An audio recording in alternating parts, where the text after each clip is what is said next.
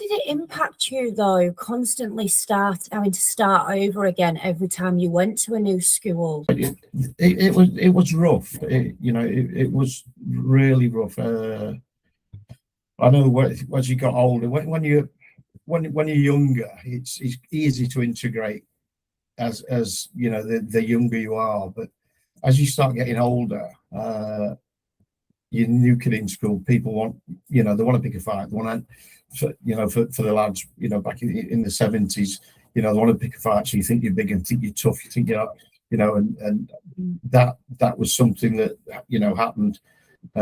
So you'd end up having 3 or 4 fights. Just they wanted to, make sure that you're in your right place within the school. Yeah. So you take a beating sometimes for no reason, and obviously part of my bringing up was that you don't just hit somebody for nothing. And it's I was brought up with certain rules around that, where in the civilian life it wasn't like that. It was a different rule of engagement. So yeah, it was you had to try and make friends, but then you also had to learn the rules of engagement. So everything I'd been taught, I had to unpick.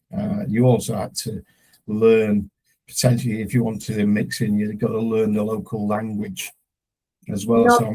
I appreciate what you're saying, because I know, looking back at my children, because I was attached arm, so they came with me everywhere I went.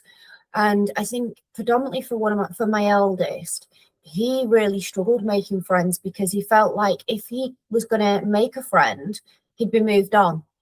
So what was the point of making friends if he's going to have to keep moving? That was kind of his takeaway on it. And it was really hard for him. So I did feel, because I knew that I didn't want to keep moving him round, but at the time I had no choice, if that makes sense. And yeah, and it doesn't. It makes for, back then it made for quite a lonely place, for individuals. Maybe not so much now, because we've got the internet. But as I say, there's different meeting people, and I still don't have a wide friendship group.